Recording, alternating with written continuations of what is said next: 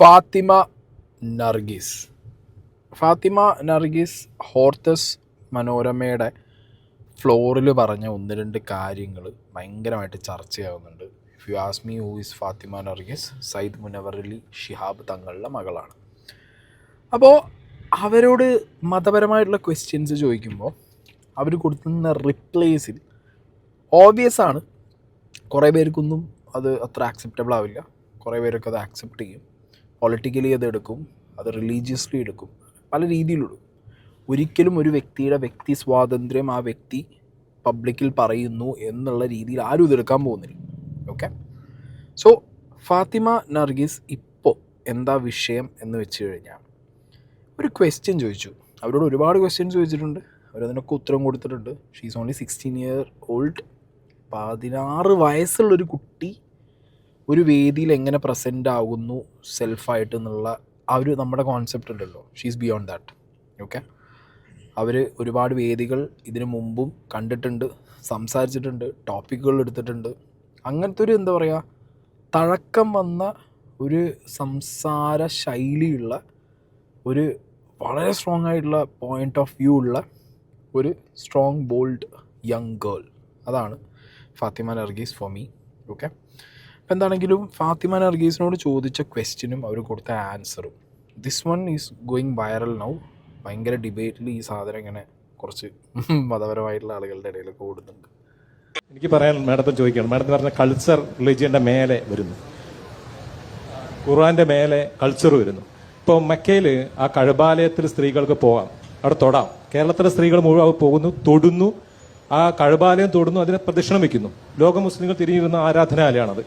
അങ്ങനെ കണ്ടിട്ടും പോയി കണ്ടിട്ടും അനുഭവിച്ചിട്ടും നേരെ ചൊവ്വെ കണ്ടിട്ടും ഇവിടുത്തെ കേരളത്തിലെ സ്ത്രീകൾക്ക് ഇവിടുത്തെ പള്ളികളിൽ പ്രവേശനം വേണ്ട രീതി സാധിക്കുന്നില്ല എന്നൊരു പ്രശ്നമുണ്ട്. ഇപ്പോൾ മറിയം ബീവി, ഈസാ നബിയുടെ അമ്മ, അവരാണ് മുസ്ലിം ലോക മനുഷ്യർക്ക് മുഴുവൻ മോഡലായിട്ട് ഖുർആൻ ചിത്രീകരിക്കുന്നത്. അവർ പള്ളിയിൽ ജീവിച്ചിരുന്ന സ്ത്രീയാണ്, പള്ളിയിൽ ജീവിച്ചിരുന്നു, പള്ളിയിൽ വെച്ച് ദൈവം നേരിട്ട് ഭക്ഷണം കൊടുത്തു എന്ന് ഖുർആൻ പറയുന്നു, പള്ളിയിൽ ജീവിക്കുന്നു.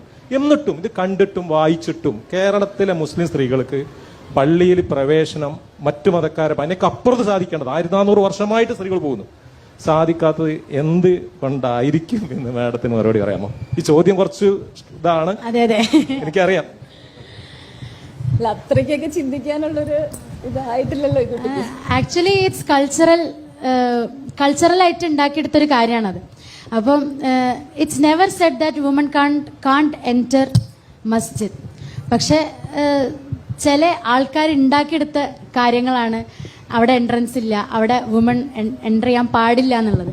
അപ്പം ചില ആൾക്കാർ ഉണ്ടാക്കിയെടുത്ത കാര്യങ്ങളാണ് അവിടെ എൻട്രൻസ് ഇല്ല, അവിടെ വുമൺ എൻ്റർ ചെയ്യാൻ പാടില്ല എന്നുള്ളത്. അപ്പം that should be changed. That is also part of women revolution and I think it will be changed soon. എത്ര ക്രിസ്റ്റൽ ക്ലീൻ ആൻഡ് ക്രിസ്പ് ആയിട്ടുള്ള റിപ്ലൈ ആണ്. കാലം മാറുന്നതിനനുസരിച്ച് മാറ്റം, ചേഞ്ച് ഈസ് ഇന്നവിറ്റബിൾ, മാറിക്കൊണ്ടേയിരിക്കും. മനസ്സിലായോ? മതമായാലും മാറും, മനുഷ്യൻ്റെ ചിന്തകളാണെങ്കിലും മാറും, നമ്മുടെ ലിവിങ് സ്റ്റാൻഡേർഡ്സ് മാറും, എല്ലാം മാറും. മനസ്സിലായില്ലേ? അല്ലാതെ ഇത് കുറേ മതം മാത്രം ചിന്തിച്ച് നടക്കുന്ന ആളുകൾ, അവരിത് ഏതൊരു ആസ്പെക്റ്റിലാണ് പറയുന്നതെന്നറിയോ? മുസ്ലിം മതത്തിലെവിടെയും സ്ത്രീകൾ പള്ളിയിൽ പോകണ്ടെന്നൊന്നും എഴുതി വെച്ചിട്ടോ പറഞ്ഞിട്ടോ ഇല്ലെങ്കിൽ പോലും അവിടെയാണ് ആ കുട്ടി പറഞ്ഞത് കൾച്ചറാണ് അത്, ആരൊക്കെ ഉണ്ടാക്കിയൊരു കൾച്ചറാണ്, ക്രിസ്റ്റൽ ക്ലിയർ ആണ്. അതായത് ഇവിടുത്തെ കുറേ മതപണ്ഡിതന്മാരും പുരോഹിതന്മാരും കുറേ ഹദീസിലും അവിടെ ഇവിടെയൊക്കെ പറഞ്ഞു വെച്ച കുറേ ഐറ്റങ്ങൾ എടുത്തു വെച്ച് അവരുടേതായ രീതിയിൽ വ്യാഖ്യാനിച്ച് സ്ത്രീകൾക്ക് സേഫായിട്ടുള്ള സ്ഥലം വീടാണ്. രണ്ട് ഉറപ്പിച്ച ആ സാധനം, സ്ത്രീകൾക്ക് സേഫായിട്ടുള്ള സ്ഥലം വീടാണ്. വീട്ടിൽ നിസ്കരിച്ചോളൂ, വീട്ടിൽ ബാക്കി കാര്യങ്ങൾ ചെയ്തോളൂ, പള്ളിയിൽ വരേണ്ട കാര്യമില്ലല്ലോ, പള്ളി പോകേണ്ട ആവശ്യമില്ല. ഇത്രയാണ് ഇതിൻ്റെ ഒരു ഏറ്റവും ലൈറ്റായിട്ടുള്ള ഡെഫിനിഷൻ. ഇങ്ങനെ തീരുമാനിച്ച ഒരു കൂട്ടം ആളുകൾ അതൊരു കൾച്ചറാക്കി മാറ്റി. ടൈം മാറുന്നതനുസരിച്ച്, കാലം മാറുന്നതനുസരിച്ച് ഒരുപാട് മാറ്റങ്ങൾ വരുമ്പോൾ മതത്തിലും മാറ്റങ്ങൾ വരും. ആ മാറ്റത്തിനൊപ്പം ഇതും മാറും. കുട്ടി വളരെ നീറ്റായിട്ട് പറഞ്ഞു, ഒരു 16 വയസ്സുള്ളൊരു കുട്ടി ഇത്രയും ക്രിസ്പായിട്ടൊരു ഉത്തരം കൊടുക്കുന്നത് തന്നെ ഹാറ്റ്സ് ഓഫ് എന്നേ പറയാനുള്ളൂ. ഓക്കെ, പിന്നെ ഈ ഒരു വിഷയം ഇതുപോലെ, അതും നിങ്ങൾ ആലോചിക്കണം, തങ്ങന്മാരെ കുടുംബത്തിൽ നിന്ന് ഒരു കുട്ടി വന്നിട്ട് ഇതേപോലുള്ളൊരു സംസാരിക്കുമ്പോൾ അതിനകത്ത് ഒരുപാട് ഈ പറഞ്ഞ വിമർശനത്തിൻ്റെ എലമെൻറ്റ് കണ്ടുപിടിച്ച് വരുന്നവർ ഓബിയസ്ലി സയ്യിദ് മുനവർ അലി തങ്ങളുടെ അടുത്ത് നിങ്ങളെ മകൾ പറഞ്ഞത് കണ്ടോ, നിങ്ങൾ കാണുന്നില്ലേ, മനസ്സിലായോ? ഞാൻ മലപ്പുറത്തുള്ള ഒരാളാണ്. എനിക്ക് പാണക്കാട് തങ്ങന്മാരെ കുടുംബമോ അല്ലെങ്കിൽ അവരുടെ കാര്യങ്ങളോ എനിക്ക് അത്ര പേഴ്സണലായിട്ട് അറിയില്ലെങ്കിലും അവരെ അറിയാം, like what is happening there എന്നുള്ളത്. ഞങ്ങളെപ്പോഴും മലപ്പുറത്തുള്ളവർക്ക് അവരെപ്പോഴും ഒരു ക്ലാസ് എബവ് ആണ്. Okay, very upper class living, upper class thinking.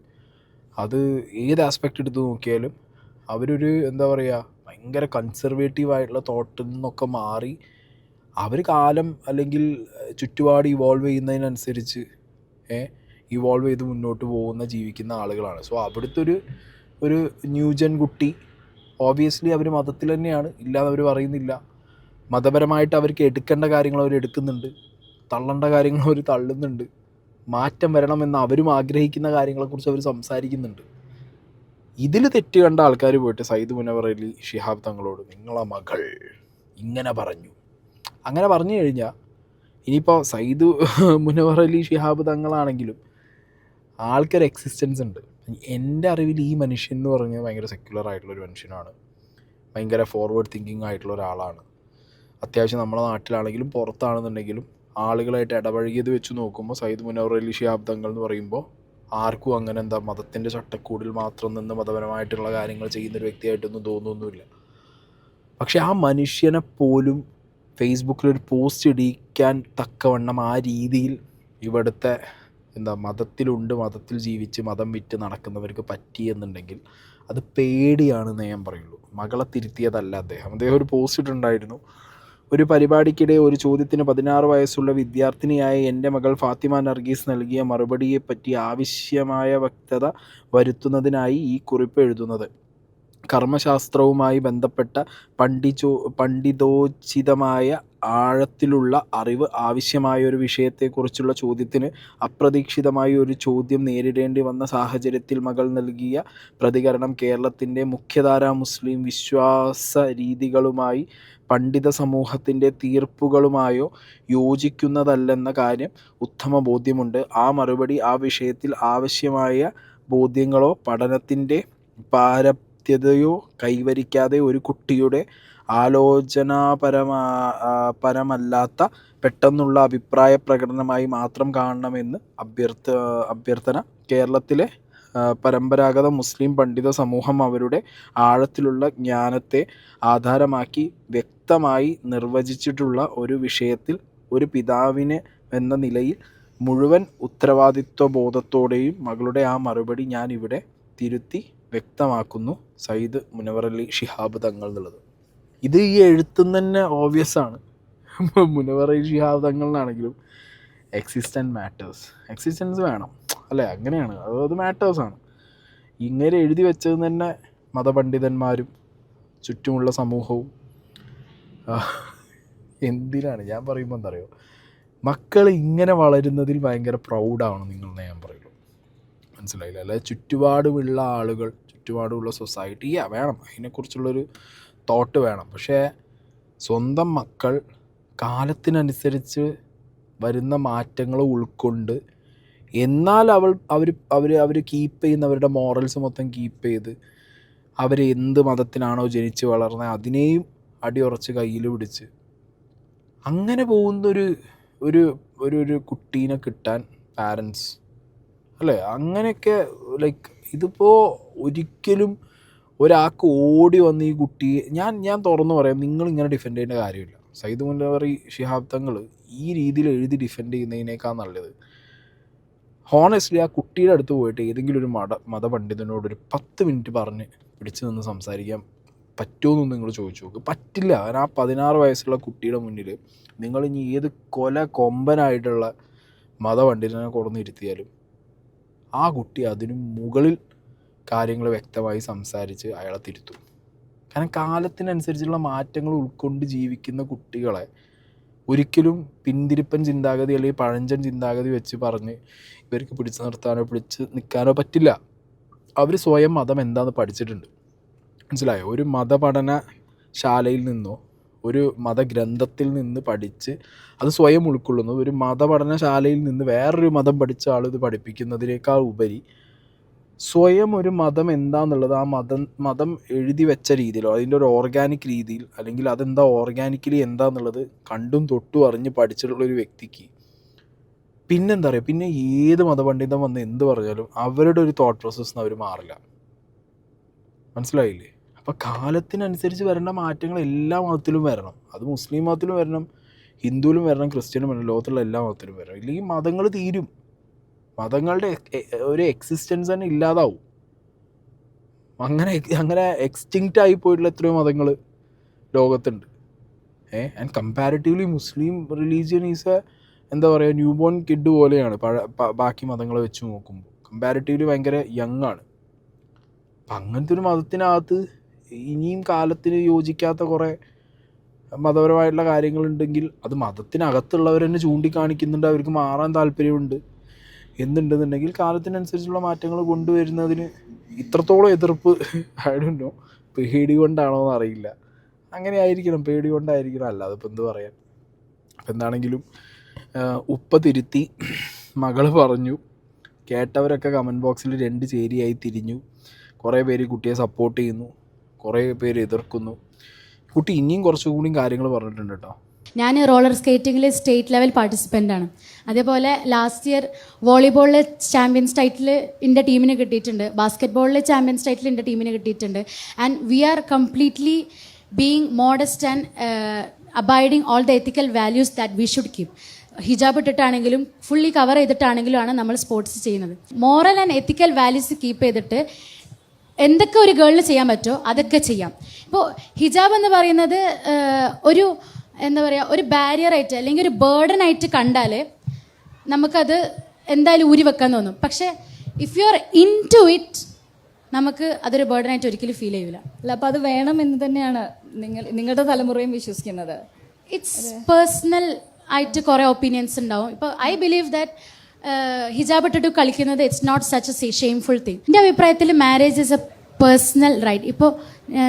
ഇപ്പോൾ ഒരു കുട്ടിക്ക് കല്യാണം കഴിക്കാൻ റെഡി ആണെങ്കിൽ parents should have the consent of her daughter അല്ലേ. അപ്പോൾ they should ask, are you ready for marriage? If she says no, they should give time for her to understand the life better. Religious ബേസിസിൽ ഒരു lady ഒരിക്കലും വളരരുത് എന്ന് എവിടെയും പറഞ്ഞിട്ടില്ല.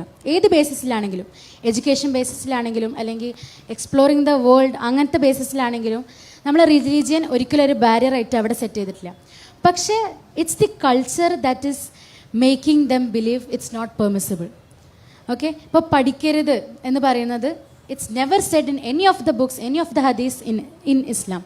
പഠിക്കണം എന്നുള്ളതാണ് പറഞ്ഞിട്ടുള്ളത്. തൊലബൽ ഇൽമു ഫരീലത്തുൻ അലാ കുല്ലി മുസ്ലിം. It is compulsory for every Muslim, every believer to pursue education. കമ്പൽസറിയാണ്, ഇറ്റ്സ് നോട്ട് എൻ ഓപ്ഷൻ. അപ്പം അത് ഒരു ബേസിക് റൈറ്റ് അല്ല എന്ന് കുറച്ച് ആൾക്കാരോട് പറഞ്ഞു വെച്ചു. And people started to believe that. പക്ഷേ ആ ഒരു മൈൻഡ് സെറ്റ് മാറി തുടങ്ങുന്നുണ്ട്. ഇത്രയേ ഉള്ളൂ. ഈ കുട്ടി പറഞ്ഞ ഓരോ കാര്യങ്ങളും നിങ്ങൾ എടുത്തു നോക്കുക. കുട്ടിക്ക് പേഴ്സണലി എന്തുണ്ട്, വളരെ വലിയൊരു സ്റ്റാൻഡ് ഉണ്ട്. ആ കുട്ടി ഹിജാബ് ധരിക്കുന്നതിൽ ആ കുട്ടിക്ക് അറിയാം, അത് ആ കുട്ടിയുടെ പേഴ്സണൽ ചോയ്സ് ആണെന്നുള്ളത്. ലെറ്റ് ഇറ്റ് ബി, ഒരു കുഴപ്പമില്ല. പക്ഷെ അത് ധരിച്ച് വരാൻ പാടുള്ളതും പാടില്ലാത്തതുമായിട്ടുള്ള സ്ഥലങ്ങളെയും കൂടി റെസ്പെക്റ്റ് ചെയ്യാൻ മനുഷ്യൻ പഠിക്കണം എന്നേ ഉള്ളൂ. ഓക്കെ, നമ്മുടെ പേഴ്സണൽ ചോയ്സ് വേറൊരു സ്ഥലത്ത് ഒരു ബേർഡൻ ആവാൻ പാടില്ല ആർക്കും, അല്ലെങ്കിൽ വേറെ റൂൾസ് ബ്രേക്ക് ചെയ്യുന്നതാവരുത്. അപ്പോൾ നമ്മൾ അവിടുന്ന് വിഡ്രോ ചെയ്യണം. ഇത്രമാത്രം ചിന്തിച്ചാൽ മതി. She's mature enough. അത് പറയുന്നുണ്ട്, കല്യാണത്തിൻ്റെ കാര്യം പറയുന്നുണ്ട്.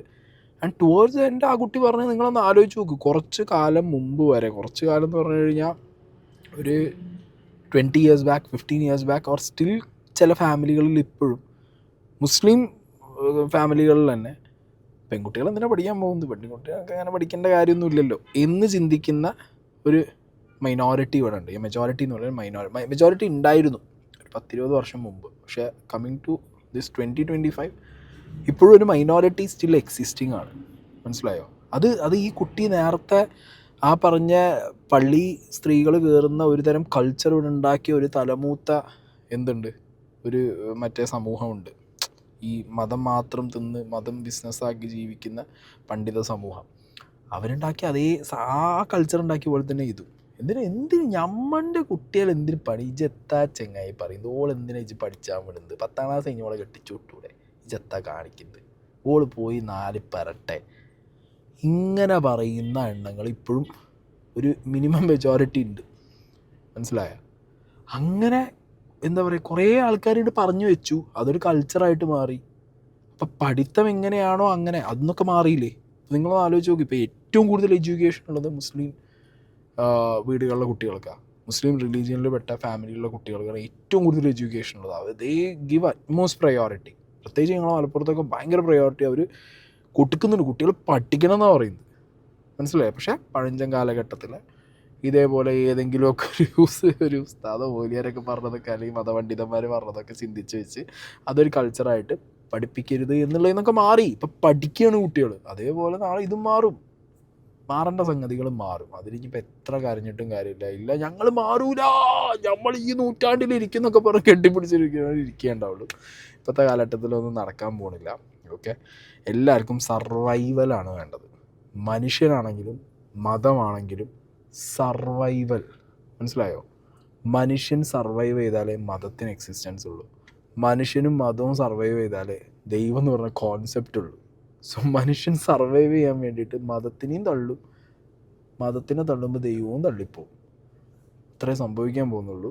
End of the day human raise exist ചെയ്യും. എക്സിസ്റ്റ് ചെയ്യാൻ ഏത് എക്സ്ട്രീം വരെ അത് പോവും. സർവൈവൽ സ്കിൽസ് ബെറ്റർ ആയിട്ടുള്ള മതവും രക്ഷപ്പെടും, മനുഷ്യനും രക്ഷപ്പെടും.